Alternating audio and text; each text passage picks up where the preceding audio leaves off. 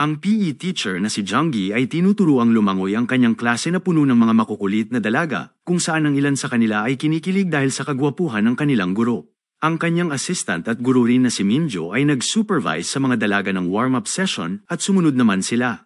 Ang isa sa mga estudyanteng si Youngyun ay umakyat sa itaas hanggang sa narating niya ang pinakatuktok na diving board. Nagsimulang mag-alala ang iba pang mga estudyante at sinabihan siya ni Junggi na itigil ang kanyang binabalak, subalit hindi ito pinakinggan ng dalaga at tumalon ito sa pool. Nag-alala ang guro kaya agad siyang nag-dive para iligtas si Youngyun. Napangiti ang dalaga nang makita siyang papalapit sa kanya na para bagang hinihintay niya ang sandaling yun. Nang makarating sila sa ibabaw ay hindi pa rin maalis sa dalagang estudyante ang kilig na nararamdaman niya. Si Junggi ay nasa balkonahe at humihit-hit ng sigarilyo nang dumating ang buntis niyang asawa na si Shuyun. Sinubukan itong itago ng mister, ngunit nahuli pa rin siya ng misis dahil naamoy pa rin niya ang usok. Ang mag-asawa ay nasa kalagitnaan ng paglipat sa kanilang bagong apartment, kung saan ang mga kahon ay nakakalat pa kung saan-saan. Hinanap ni Junggi ang kanyang sports gear at sinabing manunood siya ng rugby match. Pinaalalahanan siya ng misis na hindi na siya maaaring maglaro at baka ma-injured pa siya ngayong malapit na silang magkaroon ng sanggol.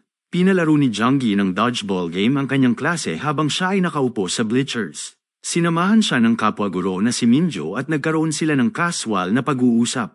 Maya-maya ay nagpa siya si Junggi na sumali para naman maging thrilling ang laro. Mahusay na naiiwasan ng dalagang si Youngyun ang bola na ibinabato ng kanyang guro, subalit nang maglaon ay sinadya niyang magpatama dito. Dinala siya ni Junggi sa klinika para gamutin ang kanyang pasa sa tuhod, at habang mahinahon niyang pinapagalitan ng dalaga dahil sa hindi pag-iwas nito ay tumugon si Youngyun na hindi siya natatakot sa anumang bagay. Giit naman ni Junggi na ganoon din siya mag-isip noong bata pa siya. Tinanong ni Youngyun kung ano ang nagpabago sa kanya, ngunit hindi interesado ang guro na pag-usapan pa ang mga personal na bagay. Biglang yumuko si Youngyun at sadya niyang idinampi ang kanyang dibdib sa mukha ng kanyang guro. Mahigpit siyang binalaan ni Junggi na huwag magbiro ng ganoon, ngunit umalis lang ang dalaga nang hindi nagpapakita ng anumang pagsisisi. Habang naglalakad ang guro sa hallway ay tila pinagtatawanan siya ng mga estudyante at kinukunan ng litrato. Ang walang kamalay-malay na si Junggi ay dinikitan pala ng note sa likod na nagsabing siya ay para kay Youngyun lamang. Ang asawa ni Junggi na si Shuyun ay nagmula sa isang mayamang pamilya, kung saan ang kanyang ama ay disappointed dahil nagpakasal siya sa isang mahirap na lalaki. Ang ama ni Shuyun pala ang bumili ng kanilang bagong apartment at siya rin ang nagpapasok kay Junggi bilang guro sa paaralan. Hindi nila nakakaligtaang ipaalala sa mister na sila ang bumubuhay sa kanila. Kalaunan ay nakatagpo ni Junggi si Youngyun sa isang convenience store. Tinanong ng estudyante kung siya ba ay isang rugby player at nang aminin ito ng guro ay nagpahayag ng interes ang dalaga. Dinala niya si Youngyun sa kanyang laro kung saan ay todo cheer ang dalaga sa kanya. Pagkatapos ng laro ay tinukso si Junggi ng kasamahan dahil sa dalaga nitong kasintahan na agad namang itinanggi ng mister. Nang tumungo si Junggi sa kanyang sasakyan ay nakita niya si Youngyun na tila ay natutulog sa loob. Ikakabit niya sana ang seatbelt nito ngunit biglang tinanong ng dalaga kung sinusubukan ba siya nitong halikan na itinanggi naman ni Junggi. Kinabukasan sa paaralan, naglalaro ang mga babae sa tubig at tila ay mas lalong nabighani si Junggi sa maganda niyang estudyante. Kalaunan ay nakita niya ang hairpin na naiwan ng dalaga at nagpasya siyang itago ito. Sa bahay ay nanood siya ng laro, ngunit patuloy pa din bumabalik sa isip niya ang sexing dalaga. Pumunta siya sa laundry para kunin ang hairpin ngunit nakita niyang suot na ito ni Shuyun sa pag-aakalang ito ay regalo niya para sa kanya. Nang gabing yun ay nagsibakan ng mag-asawa at napansin ni Shuyun na sobrang gigil ang kanyang mister sa pagturbo sa kanya. Lingid sa kanyang kaalaman ay nakatitig si Junggi sa hairpin at ini-imagine na ang dalaga ang binabayo niya. Kinabukasan, pagkatapos ng klase ay biglang bumuhos ang malakas na ulan. Nagpasya si Junggi na hintayin ang pagtigil nito bago umuwi, ngunit hindi nagtagal ay napagtanto niyang hindi siya nag-iisa dahil hinihintay din ni Youngyun na tumila ang ulan. Umupo sila sa hagdan upang maghintay at nanginginig pa si Youngyun dahil sa basa nitong uniform. Sa kabila nito ay umiinom pa din siya ng malamig na strawberry milk, nagiit ni Junggi ay tila obsessed na siya rito. Tumugon ang dalaga na kung meron siyang gusto sa isang bagay ay hinding-hindi na niya ito bibitawan. Para maiwasang tumigas ang junjun ni Junggi ay sinabihan niya ang dalaga na maghanda sapagkat aalis na sila maya-maya. Sinabi ni Youngyun na gusto pa niyang makasama ng matagal ang guro at tugon ni Junggi na magkakaproblema talaga sila kapag pinagpatuloy pa ng dalaga ang panlalandi. Dinala ni Junggi ang estudyante sa itaas para ipasuot dito ang kanyang jersey nang sa gayon ay hindi na ito ginawin. Siningwit ni Youngyun ang jersey at sinabing nakakakilig ang amoy ng guro. Habang nagpapalit sa loob ng silid ay biglang nagreklamo si Youngyun na hindi gumagana ang zipper ng jacket. Sa kabila ng pagsisikap ni Junggi na layuan ang tukso ay pumasok pa din siya sa silid upang tulungan si Yang Yun. Habang inaayos ang zipper ay hindi sinasadyang mapatitig siya sa malulusog na dibdib ng dalaga na nagpalala pa sa sitwasyon. Pagtingin pa niya sa malamanika nitong mga mata ay mas lalo pa siyang nabighani. Gayunpaman ay nagawa pa rin ni Junggi na labanan ng tukso at sinabihan niya si Yang Yun na kaya na niya ang kanyang sarili. Nang aalis na siya ay biglang nawala ng kuryente na nagdulot ng kadiliman sa silid. Agad yumakap ang dalaga sa kanyang mga bisig, nagmamakaawa sa kanya na huwag siyang iwan. Ang hindi inaasahang pagyakap na ito ay humantong sa mainit na halikan, at maaari pa sana itong mapunta sa sibakan kung hindi lang dahil sa tunog ng paparating na gwardya. Mabilis nag-react si Junggi at hinila niya ang dalaga sa ilalim ng desk para magtago. Habang ang security guard ay papalapit sa kanilang pinagtataguan ay hindi sinasadyang mapatungan ng guro ang dalaga. Nagsimulang magreklamo si Yang Yun na nasasaktan siya, kaya mariing tinakpan ni Junggi ang kanyang bibig. Naririnig ng gwardya ang mahinang boses, ngunit sa kabutihang palad ay nakarinig siya ng isa pang ingay dahilan para umalis siya. Nang wala na ang security guard ay napagtanto ni Junggi na nawala ng malay ang dalaga. Sinubukan niyang gisingin si Yang Yun, ngunit hindi ito sumasagot. Nang bumalik ang kuryente ay nagulat si Junggi matapos makita ang security guard na kasama ang kanyang misis. Sa takot at pagkalito ay iniwan niya ang dalaga at umuwi siya kasama ang asawa. Nang makarating sila sa bahay ay hindi mawala kay Junggi ang pagkabahala, kaya nang nakatulog na ang kanyang misis ay bumalik siya sa paaralan. Pagdating niya sa silid ay wala na si Yang Yun, ngunit naiwan nito ang kanyang telepono. Kinabukasan sa paaralan, balisang hinahanap ni Junggi ang dalaga. Tinanong niya ang ibang estudyante at kinumpirma nila na walang nakakita kay Yang Yun buong araw. Sa kanyang mesa ay nakita ni Junggi ang isang pakete na laman ng kanyang jersey na maayos na nakatupi sa loob. Natataranta niyang hinanap si Yang Yun at bigla na lang itong nagpakita na tila ba ay walang nangyari. Ibinalik ni Junggi ang kanyang telepono at humingi siya ng paumanhin sa nangyari kagabi. Kinakabahan niyang hiniling sa dalaga na ilihim ito at pumayag naman si Yang Yun. Subalit ng gabing yun ay isinulat ng estudyante sa kanyang blog ang nangyari sa kanila kagabi. Kinilig ang ilang estudyante sa paaralan habang binabasa ang blog at nakuha nito ang atensyon ni Minju. Ang iskandalo ay umabot sa principal at nang tanungin niya si Yang Yun tungkol dito ay sinabi ng dalaga na ang isinulat niya sa blog ay purong imahinasyon lang niya. Pagkatapos ay binalaan ng punong guro si Junggi na umiwas sa anumang bagay na maaaring makasira sa reputasyon ng kanilang paaralan. Kinumprunta ni Junggi ang dalaga tungkol sa kanyang blog, ngunit hindi ito nagbigay ng makabuluhang paliwanag. Para maibsan ang stress ay naglaro ng rugby ang guro. Pagkatapos ng isang game ay nabasa ng kaibigan ang text sa kanyang telepono na galing sa dalaga. Tinanong ng kaibigan kung nagtataksil ba si Junggi dahil nabasa niya ang text na naghihintay sa kanya ang babae sa rooftop para makipag-inuman. Ibinahagi ni Junggi ang kanyang plano na huminto sa pagtuturo para maging isang coach, ngunit giit ng kaibigan na kulang ang sahod ng isang coach para buhayin ang kanyang pamilya. Patuloy na nagring ang telepono ng mister at nang tingnan niya ito ay nakita niya ang 15 missed calls mula kay Yang Yun na naghihintay sa kanya sa rooftop. Kinabukasan ay makikitang malungkot ang dalaga habang nag-aalmusal sa kanilang mamahaling apartment. Habang nag-grocery sina Junggi at kanyang misis ay nakita niya si Yang Yun na nakatayo sa labas ng tindahan.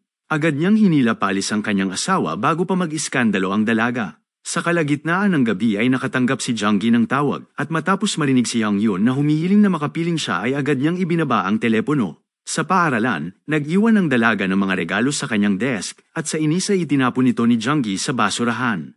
Pagdating sa bahay ay ipinakita ni Shuyun sa mister ang nursery room na puno ng mga laruan para sa kanilang paparating na anak. Nabahala si Junggi matapos malaman na ang pera ay mula pala kay Yang Yun sapagkat binayaran niya ang misis upang maging tutor niya. Malugod na tinanggap at inimbitahan ng misis ang dalaga sa hapunan, hindi alam na ito pala ay kalaguyo ng kanyang mister. Tahimik lang si Junggi at halatang hindi komportable, samantalang ang dalaga ay natutuwa sa kanyang reaksyon at palihim siyang tinutukso. Binanggit ni Yang Yun na plano niyang magpalipas ng gabi sa kanilang bahay sapagkat wala ang kanyang mga magulang at ayaw niyang mag-isa. Agad namang pumayag si Shuyun at hindi na umimik ang mister. Sa kwarto ay sinabihan ni Junggi ang asawa na ihinto ang pag-tutor kay Yang Yun at ibalik ang tuition fee, subalit giit ni Shuyun ay nagamit na niya ang pera. Ibinunyag ni Junggi na may crush si Yang Yun sa kanya at hindi siya komportable dito. Gayunpaman, tumawa lang si Shuyun at sinabing normal para sa mga dalagang kaedad ni Yang Yun na magkaroon ng crush sa kanilang guro. Nang nakatulog na ang misis ay biglang sumulpot ang dalaga sa kanilang silid at walang nagawa si Junggi kundi ang lumabas kasama niya. Sinimulan siyang landiin ng dalaga at sa kabila ng pagsisikap ni Junggi na labanan ng tukso ay nangyari pa rin ang hindi dapat mangyari. Isang araw ay nakita ni Minjo si Shuyun sa grocery. Napag-usapan nila si Young Yun at kung paano ang lahat, kasali na ang prinsipal, ay labis na nag-iingat sapagkat siya ay anak pala sa labas ng isang maimpluwensyang lalaki. Sa kanilang swimming lesson ay pinili ni Junggi ang estudyanteng si Julie para i-demonstrate ang CPR. Habang ginagawa ito ay biglang hinalikan ni Julie ang guro na ikinatuwa ng mga kaklase. Dahil sa sobrang galit at selos ni Young Yun ay lihim niyang inatake si Julie sa shower room at nilaslas ang kanyang mukha. Sa ospital ay sinabihan ni Minju si Junggi na balak ilihim ng paaralan ang nangyari. Gayunpaman, gusto niyang malaman kung ang isinulat ba ni Young Yun sa blog ay totoo. Hindi sumagot si Junggi, ngunit nang maglaon ay iniuwi siya ni Minju dahil siya ay lasing na. Matapos siyang ihiga sa kama ay sinabihan ni Shuyon si Minju na mag-ingat dahil maraming marites at baka ma-misinterpret pa nila ang pagiging malapit niya kay Junggi. Habang tinuturuan ng Mrs. si Young Yun ay nakiusap ang dalaga kung maaari niyang subukan isuot ang wedding ring nito. Ang sa simula ay magaan nilang usapan ay napalitan ng pagkabahala matapos banggitin ni Young Yun na kaya niyang magpakamatay para sa taong mahal niya. Nagpasya si Shuyon na tapusin ng maaga ang kanilang tutorial, ngunit giit ni Young Yun na hihintayin niya si Junggi na umuwi bago siya umalis. Pagdating ng mister ay hayagan siyang niyakap ng dalaga sa harap ni Shuyon. Tumugon si Junggi sa pamamagitan ng paghawi sa kanya at binati niya ang kanyang misis na nagsisimula ng magkaroon ng hinala. Sa paaralan ay nagkita ang dalawa at determinado si Junggi na hindi napatulan ng dalaga, ngunit nagbanta si Young Yun na ilalantad ang kanilang sekreto. Dahil dito, sinabi ni Junggi sa kanyang asawa na gusto na niyang huminto sa pagtuturo at maging isang coach na lang. Hindi sang-ayon dito si Shuyon dahil mababa lang ang sahod ng coach at kailangan nila ng pera para sa paparating nilang baby. May mas seryosong bagay sana na ipagtatapat ang mister, ngunit pinutol siya ni Shuyon at sinabing kailangan na niyang magpahinga. Kinabukasan, kinumprunta ng dalaga si Shuyon dahil sa paghinto nito bilang tutor niya, at paliwanag ng misis ay malapit na kasi siyang manganak. Dahil sa isang amoy ay biglang naduduwal si Young Yun hanggang siya ay sumuka. Pagkatapos nito ay nakangiti niyang sinabi kay Shuyon na siya ay buntis at nang hilakbot dito ang misis. Nang gabing yun ay sinundan ni Shuyon ang kanyang mister na pumasok sa apartment ni Young Yun at nakumpirma nga ang kanyang hinala. Nanlumo siya at napaiyak na lang habang ini-imagine niya si Junggi na mapusok na nakikipagsibakan sa dalaga. Humingi ng paumanhin si Junggi sa dalagang estudyante, sinasabing mayroon siyang asawa at paparating na anak. Giit ni Young Yun na marahil ay magiging masaya ang kanilang pagsasama kung mawawala lang sana si Shuyon. Si Junggi ay sobra nang nahihirapan sa kanyang sitwasyon at hindi na niya alam ang gagawin. Kinabukasan ay ipinakita ni Shuyon sa dalaga ang mga larawan nila sa kasal, nagbabalik tanaw sa maganda nilang pagsasama. Ipinahiwatig ni Young Yun sa misis na sila ay nakakulong dahil sa kasal, at tugon naman ni Shuyon na ang pagsisiping ay hindi sapat upang mapatibay ang isang relasyon. Giit niya na si Young Yun ay isa lamang laruan para kay Junggi na ikinagalit ng dalaga at sinabing mahalaga siya para kay Junggi. Tinanong ng misis ang mga detalye ng kanilang sibakan at masigasig naman itong ibinahagi ni Young Yun, umaasang masasaktan ng husto ang misis. Gayunpaman, tahimik lang na nakikinig si Shuyon at sa kalaunan ay biglang hinimatay ang dalaga sapagkat meron palang pampatulog ang kanyang inumin. Isinakay siya ng misis sa wheelchair at habang hinahanap ang kanyang sasakyan ay nakita sila ni Minju. Humingi ng tulong si Shuyon sa kanya at habang nasa sasakyan ay ipinaliwanag ng misis na hindi maaaring magkaanak ang dalaga sapagkat masisira nito ang kanilang buhay. Nag-aalinlangan si Minjo na tumulong ngunit minanipula siya ni Shuyon at dinala nila ang dalaga sa ospital para ipalaglag ang bata. Hindi mapalagay ang dalawa habang naghihintay sa labas, at hindi nagtagal ay ipinaalam sa kanila ng doktor na si Young Yun ay hindi pala buntis at hindi pa siya kailanman nabiyak ng lalaki. Bumalik si Shuyon sa apartment kasama ang wala pang malay na si Young Yun. Paggising ng dalaga ay napagtanto niya na siya ay pinatulog at pinagbintangan niya ang misis na kinuha nito ang kanyang sanggol. Gayunpaman, sinabihan siya ni Shuyon na hindi siya kailanman nabuntis at ang sinasabi niyang pagsisiping nila ni Junggi ay imahinasyon lamang niya. Hindi ito pinaniwalaan ng dalaga at giit niya na dahil pinatay ni Shuyon ang kanyang anak ay dapat mawala din siya. Nakipagbuno siya sa buntis at pagdating ni Junggi ay agad niyang tinulungan ang kanyang asawa at itinulak palayo si Young Yun.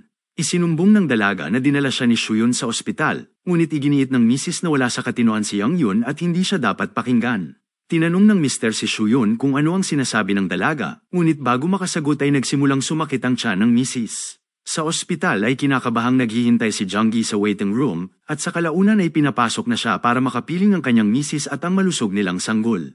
Maya-maya ay dumating si Minjo at tinanong niya si Shuyon kung ayos lang ba ang lahat. Tugon ng misis na maagang lumabas ang baby at kailangan munang ma-incubate. Tinanong ni Minjo kung mapapatawad ba niya si Junggi at sagot ni Shuyon ay ama pa rin siya ng kanyang sanggol kaya dapat niyang tanggapin ang mga pagkakamali nito. Kalaunan ay natagpuan ni Minju si Yang Yun na nag-iisa at nababalisa sa reception area. Tinanong ng dalaga ang kalagayan ni Shuyun at sinabihan siya na maayos naman ang lagay ng mag-ina.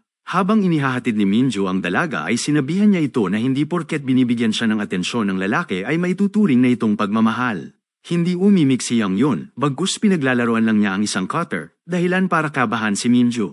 Pagkarating nila sa apartment ay bumaba ang dalaga, ngunit bigla niyang naalala na naiwan niya ang kanyang cutter sa kotse. Nang ibigay ito ni Minju sa kanya ay bigla-bigla na lang nilaslas ni Yang Yun ang kanyang leeg. Samantala sa ospital, tinanong ni Shuyun ang kanyang mister kung masaya pa ba itong makapiling siya. Giit niya na ang gusto lang niya ay ang maging asawa at ina ng kanyang mga anak.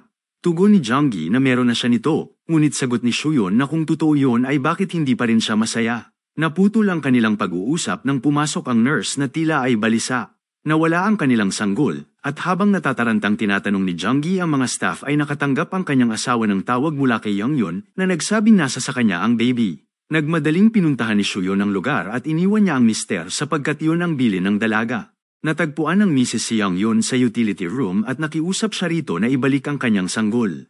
Giit ng dalaga na huli na ang lahat at nang itinuro niya ang isang tangke ng tubig ay dali-daling umakyat si Shuyun para iligtas ang kanyang anak. Subalit natuklasan niya na isa lang palang manika ang itinapon ni Yang Yun doon at ngayong nasa loob na siya ng tangke ay isinara ng dalaga ang takip at sinimulang punuin ng tubig upang malunod ang kanyang karibal. Samantala, nakapasok si Jonggi sa apartment ni Yang Yun at nakita niyang ligtas ang kanilang sanggol. Tuwang-tuwa niyang sinagot ang isang tawag na inakala niyang mula sa kanyang asawa, subalit ito pala ay si Yang Yun. Binibigyan siya ng ultimatum kung sino ba talaga sa kanila ng kanyang asawa ang pipiliin niya. Nagmadaling pumunta si Jonggi sa rooftop at tuwang-tuwa si Yang Yun sa pag-aakalang siya ang pinili ng mister. Gayunpaman, itinulak siya ni Jonggi at hiniling na sabihin ito kung nasaan ang kanyang asawa. Nang marinig niya ang sigaw ng misis mula sa loob ay itinulak ni Jonggi si Yang Yun at agad iniligtas ang kanyang misis.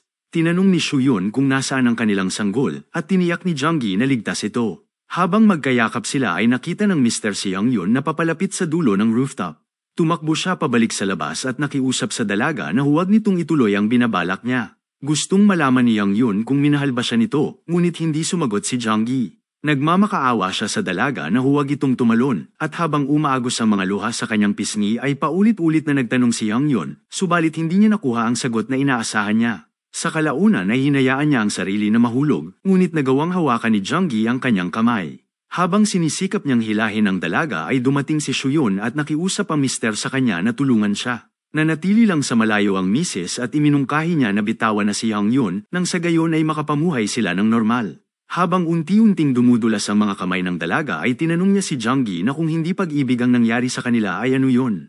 Pilit siyang hinihila ng mister ngunit unti-unting naubos ang kanyang lakas hanggang sa tuluyan ng kumawala ang dalaga at nahulog sa kanyang kamatayan. Sinubukan siyang i-comfort ni Shuyun, sinasabing wala silang maling ginawa sapagkat ang pagkakahulog ni Yang Yun ay kagustuhan ng dalaga. Makalipas ang ilang buwan ay abala si Shuyun sa pag-aalaga ng kanilang baby at hiniling niya kay Jonggi na itapon ang mga basura. Kabilang sa kanyang mga itinapon ay ang kanyang jersey. Pagkatapos nito ay tumungo siya sa bakanteng bleachers para umiyak habang iniisip ang mga pagkakamaling nagawa niya. Salamat sa panonood. Huwag kalimutan i-like at mag-subscribe na rin sa ating channel. Para maging updated sa mga bagong recaps, hampasin mo lang ang notification bell.